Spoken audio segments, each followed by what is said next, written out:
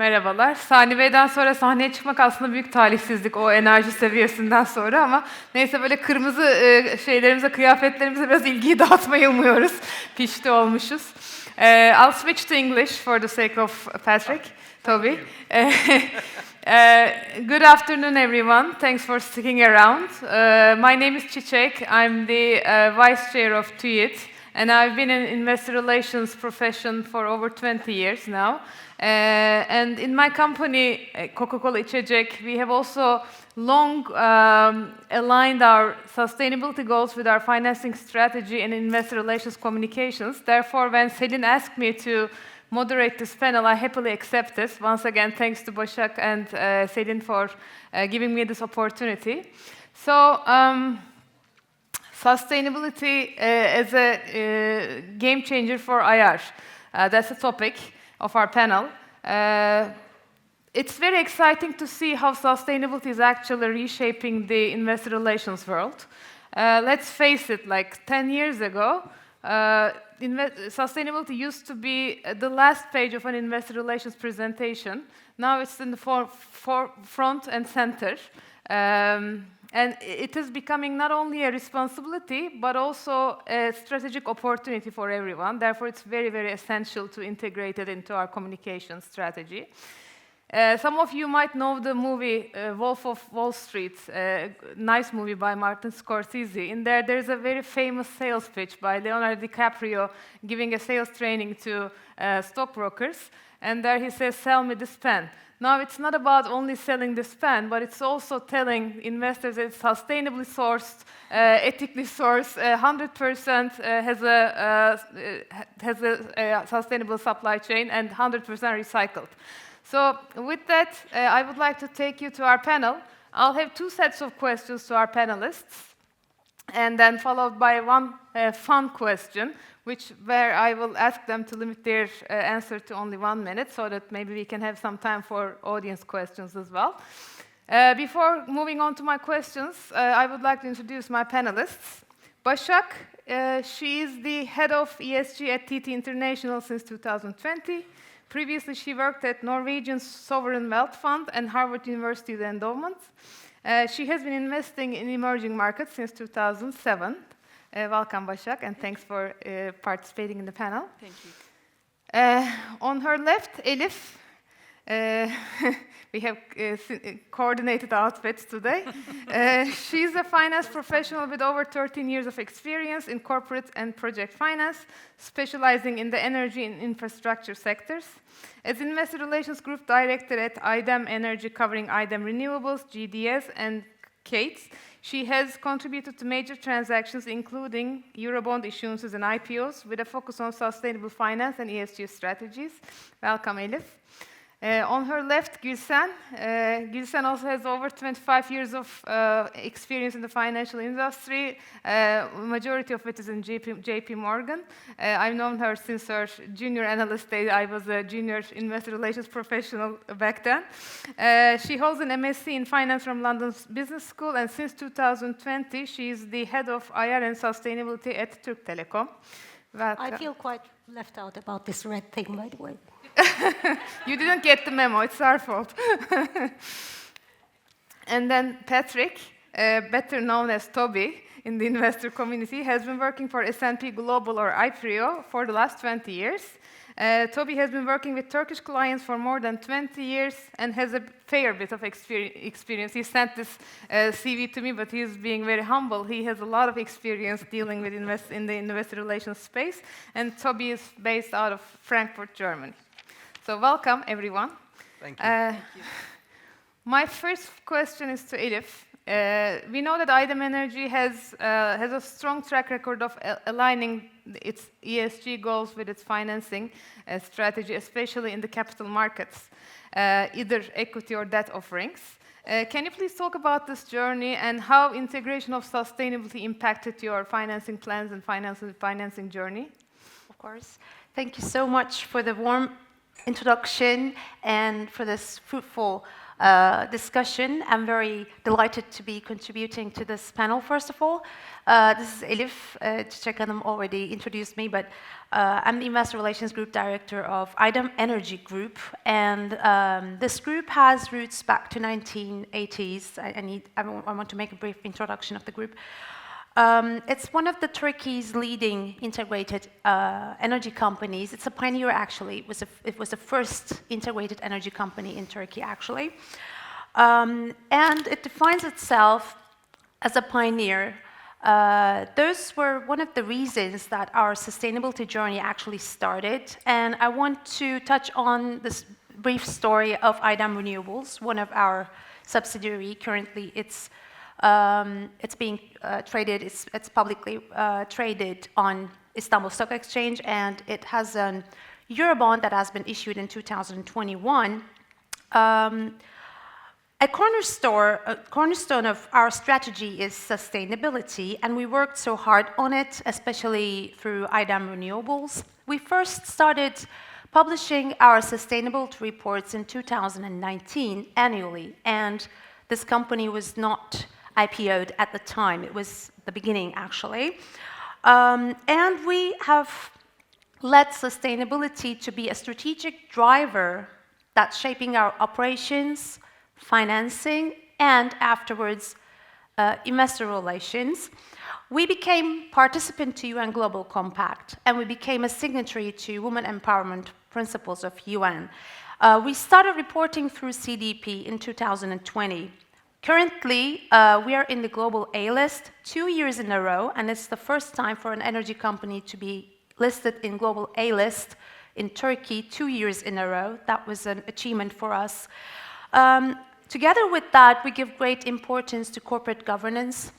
We have a board of directors of 8 members, and 3 out of these 8 members are independent, making 37.5% independency in the board. And good news for us, with the red energy I have, we have the female representative of 50% in our board of directors. 2 of them are independent members. And this also shows our commitment for diversity and inclusion.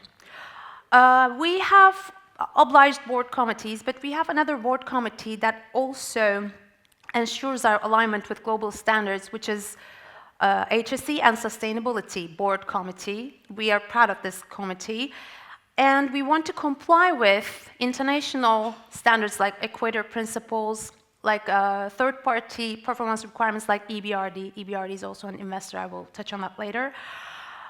We have 5 ISO certificates. We have obtained it just after Enerjisa. We became the second one. Enerjisa was the first one to obtain those 5 ISO certificates. But it was like 1 month. We obtained them 1 month later, but no problem. It also shows our commitment to have best practice in our corporate governance and management in our operations. We are being rated by ESG companies, both unsolicited and solicitedly.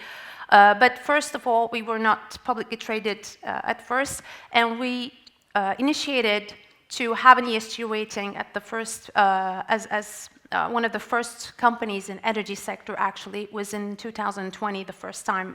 And we became of course, there wasn't too much rated energy companies. We became one of the top 3 companies in the emerging markets.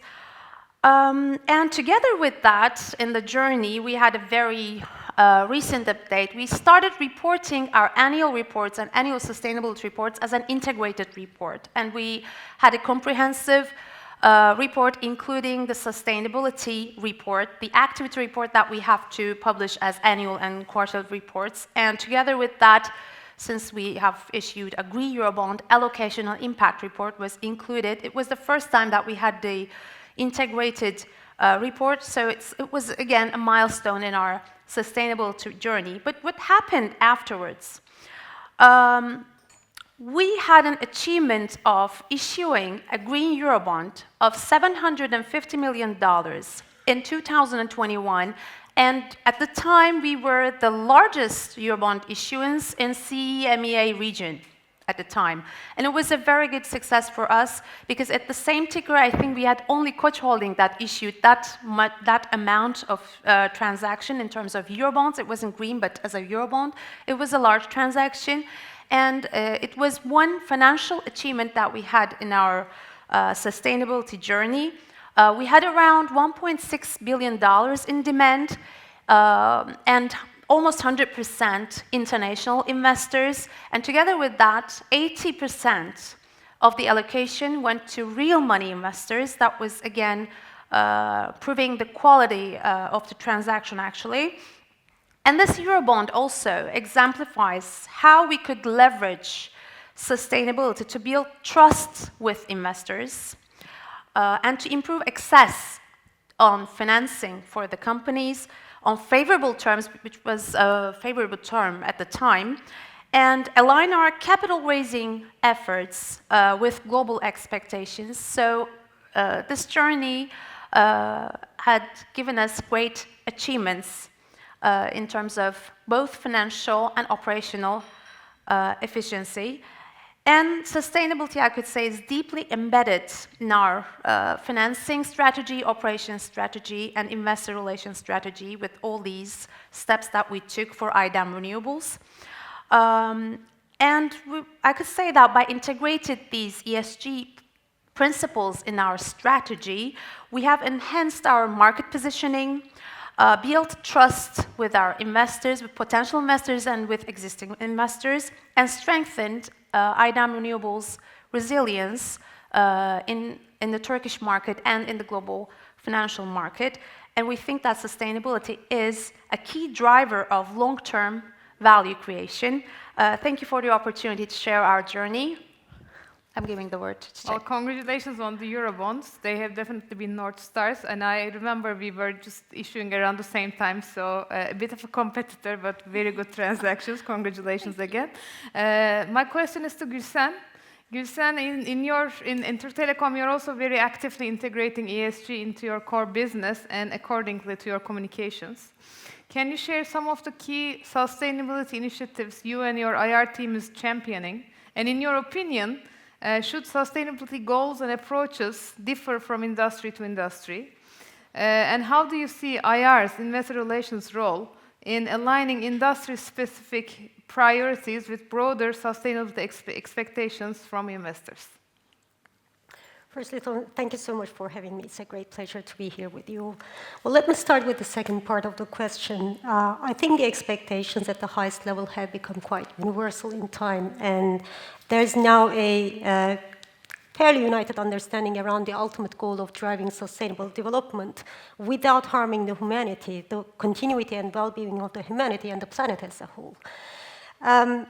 With the admission of the idea that we should all be contributing to the UN SDGs one way or another, things are clear about what to aim for. Yet as companies, we need to have a full grasp around the environmental and societal impact that we create so that we can understand how we can contribute to that development.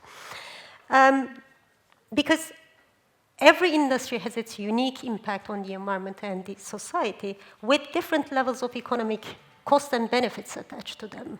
So in that sense, as a telco operator, I will be focusing on driving innovation, building resilient infrastructure and high-quality infrastructure, whereas IDEM will be contributing on clean and affordable energy, and butlers like yourselves will be focusing on water preservation, or the construction companies will be adhering to building codes and sustainability certifications. So I think we can multiply the examples, but we get the idea. So in alignment to that, let me jump onto the first part of the question and try to elaborate a little bit on what we as Türk Telekom have been focusing on in order to create a well-established, well-defined sustainability roadmap. Well, most simplistically put, we try to create long-term value through our operations and investments with sustainability in focus. So in that sense, we look into renewable energy and energy efficiency projects because we consume a lot of electricity on our network. We look into waste management programs because, again, our operations lead to significant amount of waste coming either from the network or the consumers themselves. We look into enhancing technology and driving social welfare through connectivity and digital inclusion. We cannot ignore data privacy because we have got 53 million subscriptions. Or we cannot ignore cybersecurity because, again, we operate the national fixed line network of Turkey.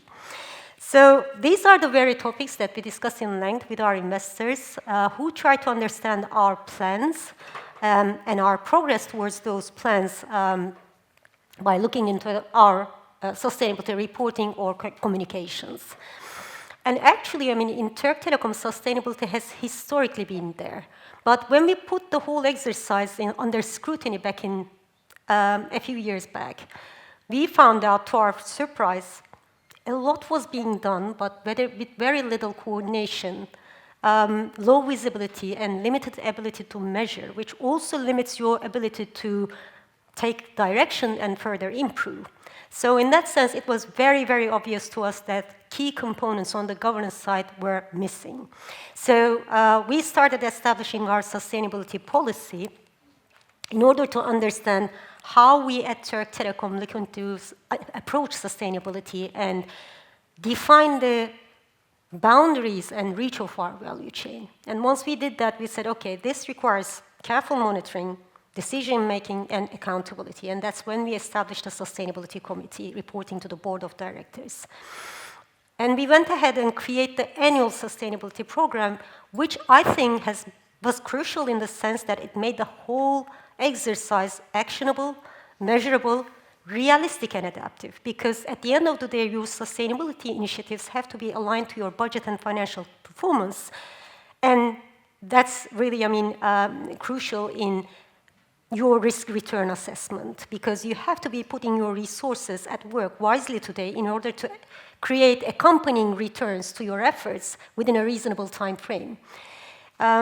So this is really a very quick glimpse of what we have been through, but really, I mean, governance is key in starting what you are to do next. Thank you, Gülsen. Now we listen to two stories from the corporate side. I want to move to investor side and continue with Başak. In what ways you are seeing sustainability expectations evolve among investors? And how are you seeing a balance between financial performance and sustainability goals being managed? And are there any particular sectors or regions where investors are pushing harder for transparency or specific metrics? Yes, yes. Thank you so much. It's an honor to be here and speaking to you. So we are seeing a major divergence between different regions in terms of expectations about sustainability. The American investor community is retreating from sustainability and ESG in a major way. We are seeing large US investors get out of climate initiatives such as Net Zero Asset Manager Initiative, or collaborative engagements where they are engaging with some of the largest, highest emitting companies. We have just seen earlier this year, JP Morgan and State Street have left Climate Action 100 Plus. Just last week, Franklin Templeton, these are huge investment managers, they've all left these initiatives. And this is mostly motivated by antitrust litigation. These companies are being sued in the United States because they are, the allegation is that they are driving up energy costs because of their emphasis on renewable power. The allegation is that insurance premiums are going up because of their membership in some of these organizations. So in the US, even before the election of Donald Trump, there was a huge backlash against ESG. With Donald Trump, ESG is just going to be taken, and sustainability is going to be taken as woke capitalism, and it's going to continue. And when we look at, however, even within the United States, we are seeing some regions take a different stance. So, for example, California, which is if it were a standalone country, it would be the 5th largest country in the world in terms of its GDP. They are demanding more from the large companies in their states. They are asking them to disclose value chain emissions, not just their own emissions, but the emissions from their value chain. And they are asking them to do climate risk disclosure. So there is definitely a And we are also, every day we are seeing new announcements from tech companies that want to gain an edge in AI, that they want to get zero carbon power. So there is more announcements on nuclear. So clearly, on the one side, we are seeing a retreat in the United States from sustainability and ESG. People want to talk down what they are doing. On the other hand, from the corporate side, we keep seeing investments. So there is this strange dynamic in the US. And in Europe, we are seeing Europe fully behind climate change and decarbonization. And part of the reason is that Europe is quite poor in terms of its fossil fuels, and therefore they need to gain more energy independence. And therefore, there's quite a lot of political will behind decarbonization, sustainability. Ursula von der Leyen, the head of the European Union, is going to charge ahead with more decarbonization. And therefore, European investors will keep asking you, the companies, for disclosure on principal adverse impact indicators, and they will want to hear about your carbon emissions, your waste, your water use. So that side is continuing to happen. And although, of course, European investors are also skeptical that this is a resource-intensive exercise, it takes a lot, it demands a lot from the companies in terms of resources to disclose. But yeah, the European Union rules are clear: more disclosure, and more disclosure from more asset managers. And how can companies balance these opposing demands from investors? So my suggestion is to maybe integrate your sustainability areas closer with the finance, accounting, and strategic divisions. Bring these teams together and make sure that the planning, basically it's easier for data gathering and reporting, but also it can make a good case for sustainability in the business, where it can save money, how it can grow. And very importantly, we want to see our companies maintain financial discipline when they invest in sustainable ventures, because we've certainly seen companies like Northvolt in the EU, which was going to be Europe's answer to CATL for electric vehicle batteries. They've gone bankrupt. They've caused major losses to their investors. This happened because they tried to do too much rather than doing one factory and improving their production and output. They tried to do 2 factories, and another 2 plants, an energy storage unit somewhere else, and they ran out of their capabilities, and their main factory was producing 1% of what it had capacity to do. So what we want to see from companies is great execution, and here I think Turkish companies are really great because they are fantastic at execution. They are great doers, and I think this is this should be the focus. Thank you very much, Başak. Sure. It's interesting to see how US is differentiating so much from Europe in terms of sustainability efforts, especially after Trump is elected. Anyway, moving on to Patrick Toby.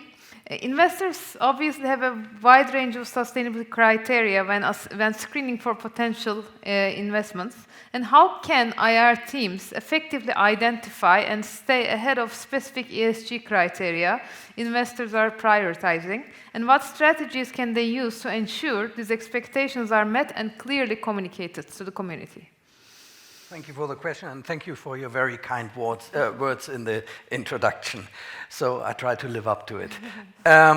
Yeah, I mean, we heard a lot of what companies actually do already, and I think the key thing for investor relations, and probably I'm preaching to the converted, is the dialogue internally and externally. So it's very important that the company and the different players in the companies understand why sustainability or ESG in general is so important. And at least from my experience, I see it's the communication between the sustainability department that does all the reporting, etc., and IR is not as close as I would recommend it to be. Because at the end of the day, whatever they come up with in inverted commas, is what you investor relations people have to sell to the market and gain the credibility, etc. So I think that is very important, and also for them to understand, which indices are important, which ESG scores are important, and why. So, for example, and I just quote our own ESG scores for lack of knowledge of others, but people often say like, it's 1,200 data points that we have to provide, blah, blah, blah. Yes, I understand that is a lot of effort and a lot of work, but at the end of the day, it has a much bigger impact than just the ESG score. So, first of all, a lot of the data points don't need to come from you. So that's something that I see in a lot of departments, a lot of companies, that they try and source, especially like in the value chain, the data from other companies themselves, whereas there are providers out there that can give you that data, so you don't need to do it again. That's one thing. The other thing is that if you have a certain ESG score, the data you provide is used for other things. So in our case, for example, what people sometimes don't know, that the Dow Jones indices are part of the S&P Global family, and whatever you disclose there gives you more transparency on the other side. And virtually every investment company of a suitable size buys data from us, which effectively comes from the companies, in order to build their own ESG screening program. What that is different from company to company, or investment company to investment company, but the underlying data, they need to get it from somewhere. So they go to us, not only us, of course, the others as well. It doesn't matter, but I think it's very important that everybody that touches these points within the company understands that, and understands the importance of, why to disclose 1,200 data points actually does make sense and is quite relevant for the company valuation. Another thing is that you, when you go out on investor meetings, or the investor relations department CFO goes out, check what is being received and whether that matches what the investors want to hear, then it's your role to go back to the sustainability department to explain, like, okay, we need to tweak this a little bit, or we need to realign our message, etc. And again, one thing that I have seen is that, yes, you need all the details, but sometimes you need to take a step back and start off with a simple rollout and then go deep. And in many cases, from what I have seen, it already is like a deep dive at the deep end, instead of building it up to a certain extent. Then the various ESG frameworks, you have to do them anyway, whether you like it or not, because for example, for EU laws or whatever, so you might as well utilize them and again make transparent that you're doing that. And I think I'm not the only one believing in that. Transparency creates trust. That's really an important thing, and that works for ESG as well as for the others. Take a look at that and make sure that you meet the standards for the indices. Try to understand what these indices actually imply and what's important for them, what's not important for them. So we had one case where a client was disclosing lots of information, but they used the wrong keywords, and it was not picked up by data screening, or the more modern term AI. It wasn't picked up, and then they got a bad rating on it. And when we analyzed this, like, why don't you? And really, it was just one word that had to be switched, and it made a fundamental difference. So that's important to take a look at that, and make sure that you understand what these ESG scores or indices do and what they run for.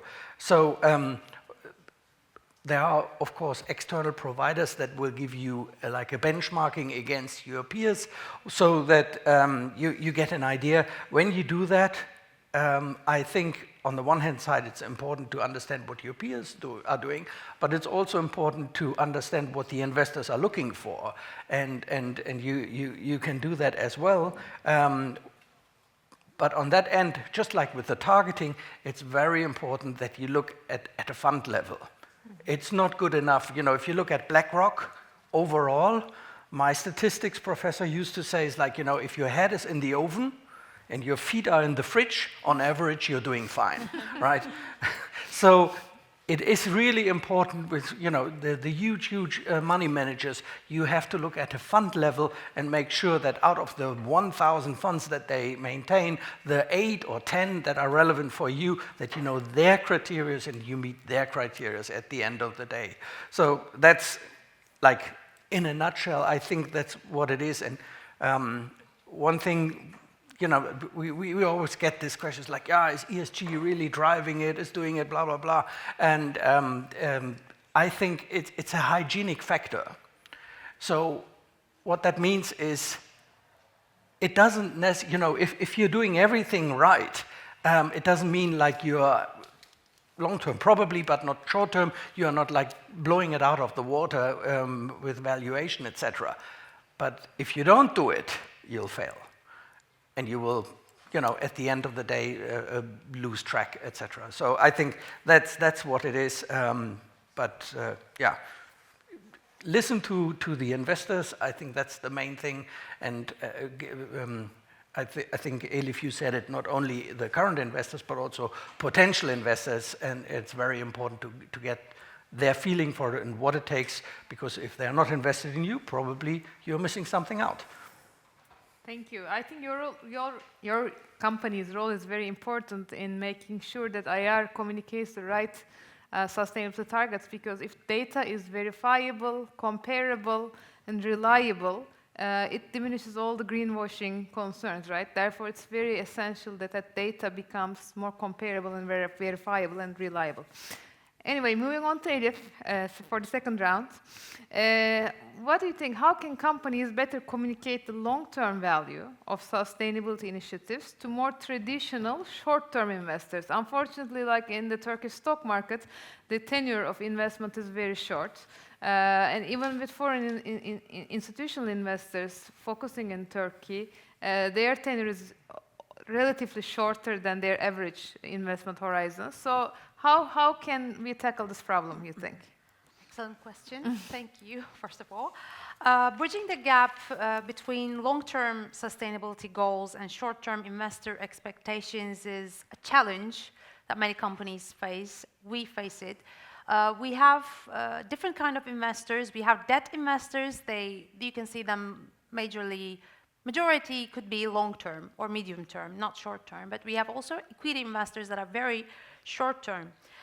We have developed several strategies, let's say, to effectively communicate the long-term value of our sustainability efforts and initiatives to all types of investors that we have, including those with more traditional or short-term perspectives. First of all, I will count 5 topics.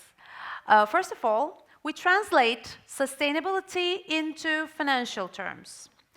How do we do it? We demonstrate how sustainability efforts of us directly supports our financial performance.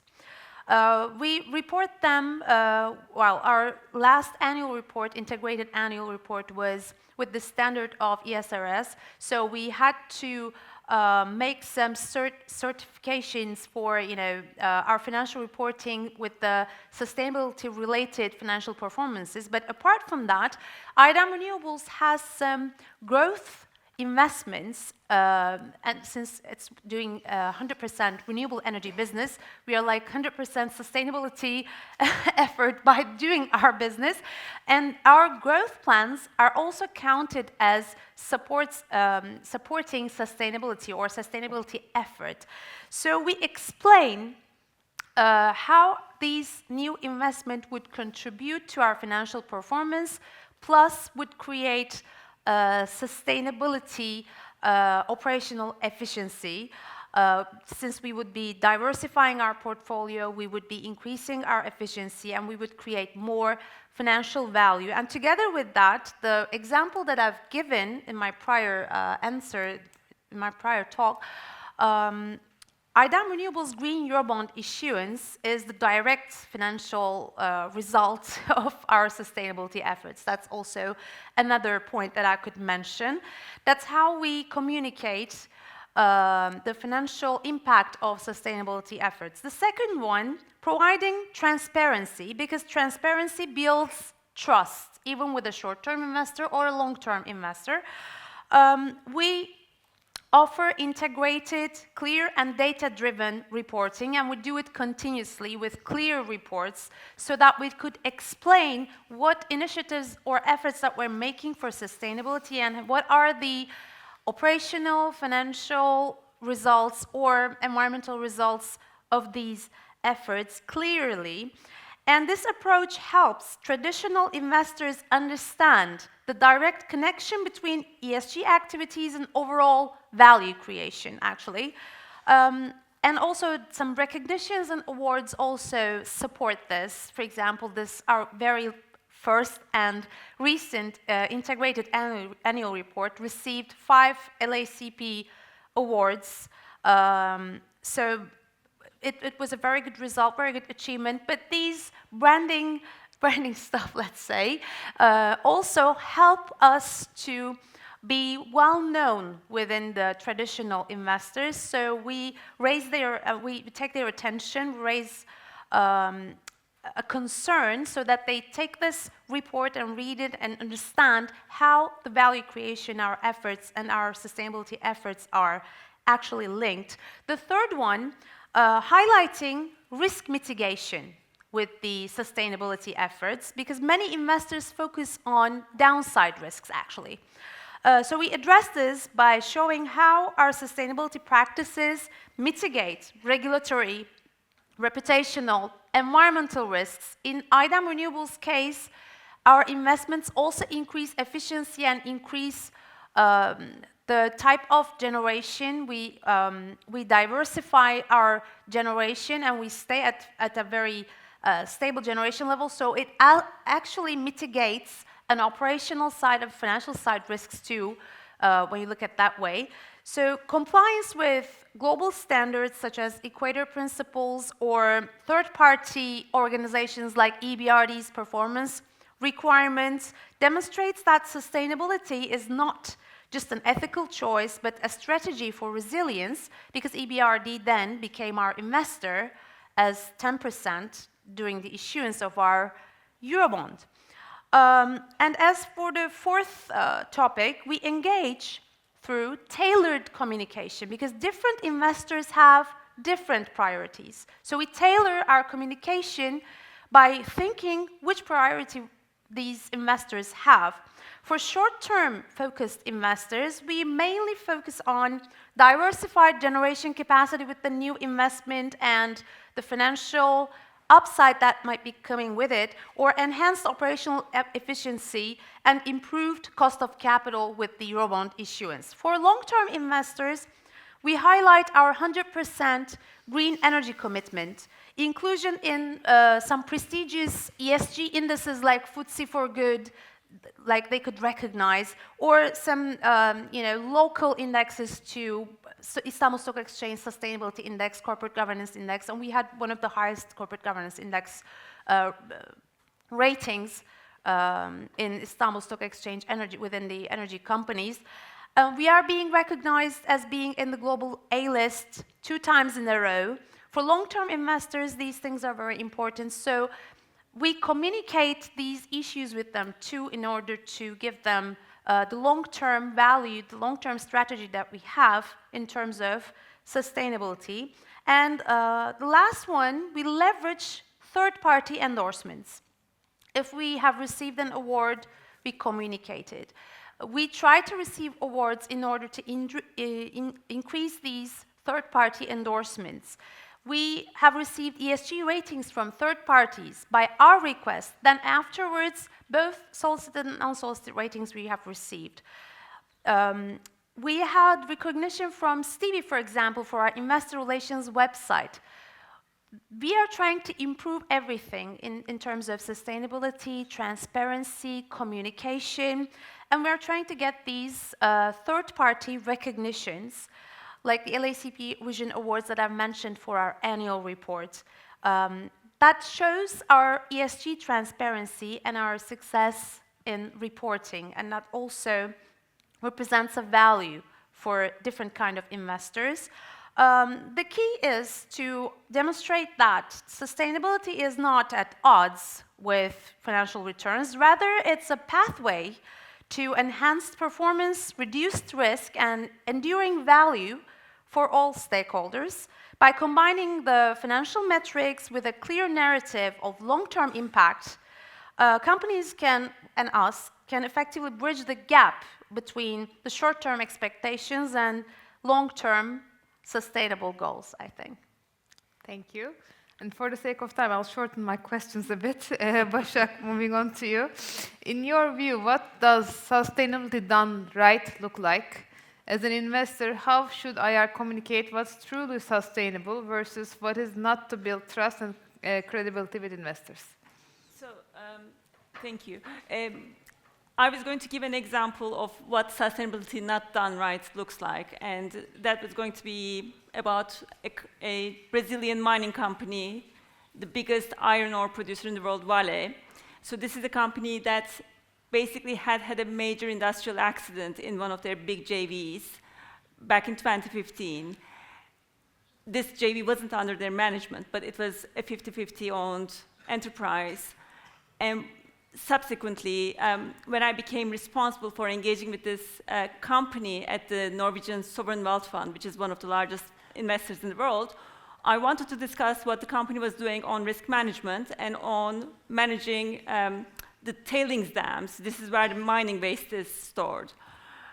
And the company didn't want to talk to me about this, although we were a very large investor.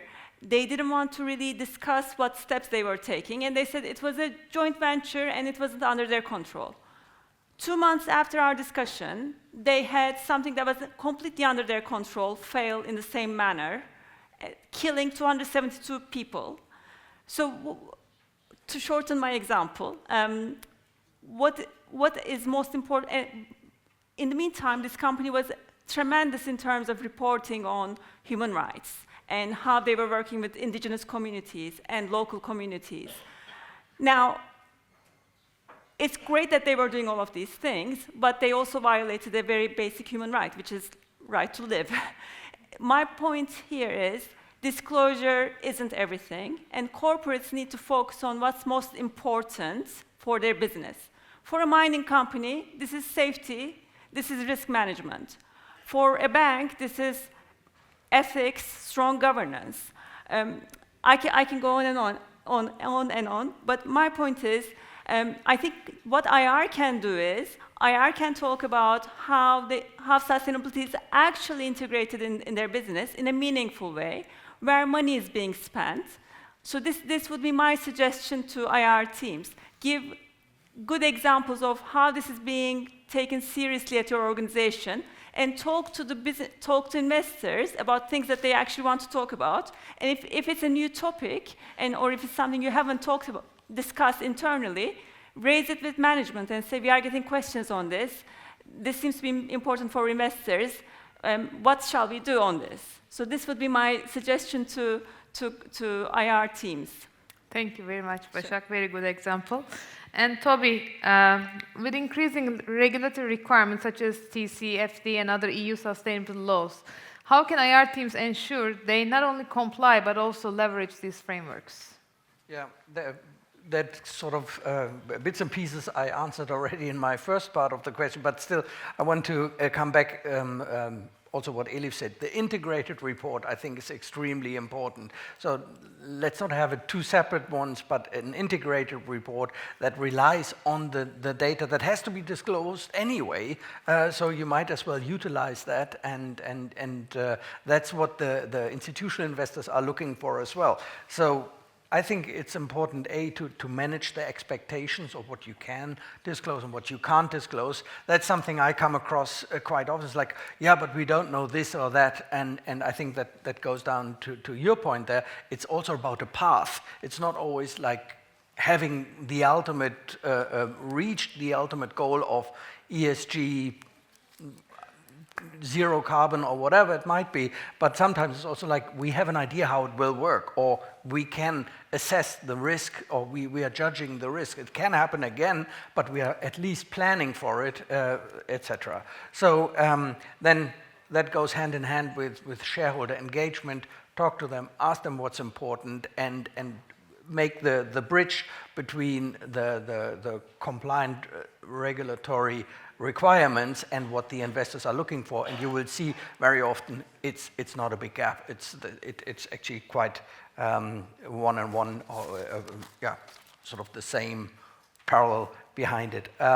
Another thing that I think is also important, maybe not so much around the standards as such, but in general, is the internal and external trainings. I mean, these regulatories, they change continuously, and for you in IR, probably it's a no-brainer, but for the people in second or third line, they might not always be on top of things, and it's important to train them internally, and of course, you are getting external training anyways. So, I mean, yeah, there are challenges in this whole process. That is the resources to stay on top of the level and the complexity of the whole matter, and I don't think it will become easier. But there are also opportunities, which is the differentiation and the long-term valuation. Thank you, Toby. And final question to Gustav. We have heard today from different participants from different industries that IR teams play a pivotal role in aligning companies' sustainability goals with investors' expectations and regulatory demands. So to bring it all together with your immense experience, what would you say is the single most important action IR teams should prioritize to build a credible, long-term sustainability narrative?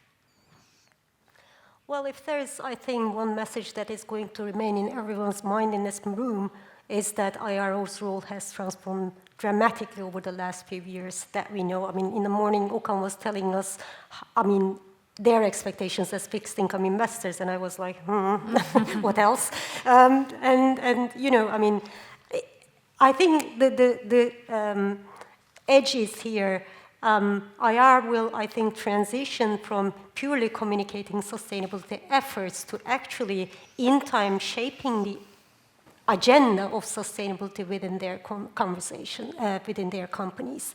And that will bring in more engagement with the stakeholders, driving transparency in reporting and aligning sustainability initiatives with long-term business strategies. Because as IR people, we have got a lot of experience in understanding the business, the drivers, risks, opportunities, at times macro and geopolitical issues and their implications on the business and all that, so that we can mirror the company's strategy and its capabilities to the investors, to the stakeholders. So that's really, and I think I'm saying the same thing with Başak, because it's not all about disclosure. It's deep diving and understanding the strategy and the issues, your company's issues around sustainability. And remember that the investors are going to be less judgmental about where you are in this process. They will be more interested in your strategy, in your goals, and how how much they are realistic as to perhaps, technological, operational, financial, and regulatory constraints that your industry might be facing. So in that sense, I think it's really key that IR and sustainability people collaborate with other teams so that they ensure that sustainability narrative is really consistent and perhaps more importantly reflective of what action, real action is being taken within the organization. And I think, what I'm trying to say is IR, by fostering trust through transparency, is capable of engaging diverse base of investors into their sustainability communication. At the same time, they ensure a compelling and resilient sustainability narrative. Thank you. So, as I said at the beginning, I have also one fun question for each panelist. Very short answers, please. Starting with Gülsen. What is your odd moment about sustainability's role in IR? I have a very clear vision of this. I mean, it's my first ESG-specific conference. I was like, get me out of this place in the first 10 minutes, and I endured 5 meetings. But I went back home with a lot of takeaways, and it was a very good crash course. Sometimes that's necessary for you, and that's very useful in the sense that you get a lot of information in a very condensed way. Thank you. And Başak, what is the one sustainability goal you think everyone should have? Just one. Yes. Spend more time in nature. And if you have children, take them to nature too. I know it's very difficult in a city like Istanbul, big city, but try to bring nature into your lives, into your homes, and if it will make you care more about the environment, and it will make the future generations also care more about the environment. So maybe we have a hope. Thank you. And Toby, what's your favorite buzzword and least favorite about sustainability? I don't really know, but one thing for me when I think of ESG, and maybe that's sort of an answer to it, is that is within, I've been doing this for over 20 years now, but I've never come across any area with so many abbreviations that I just cannot remember. You should come to the Coke world. It's all abbreviations everywhere. So.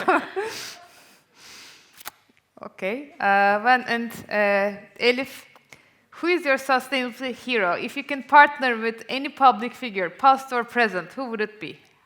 First of all, apart from a public figure, my personal sustainability hero is my grandma. And I think everyone's grandma or parents or grandparents, there is a sustainability hero at home because it starts at home. Right? Yes. Yeah. Nothing goes to waste. Everything is being reused. And, everything, not me, but the mentality and the mindset is given at home, from my point of view. And as a public figure, I think I would say Dilek Bil. I met with her when she became an independent member of IDAM Renewables, actually, and I really like her efforts. I learned a lot from her initiatives, from her recent interviews. Now she's sharing other corporate successes and achievements. So I think I would say Dilek Bil as a personal hero, but grandma first. Thank you. Unfortunately, we ran out of time, so we cannot take any questions, but you can find us in the breaks, our panelists in the breaks. Thank you so much for listening. Thank you to the panelists. Thank you.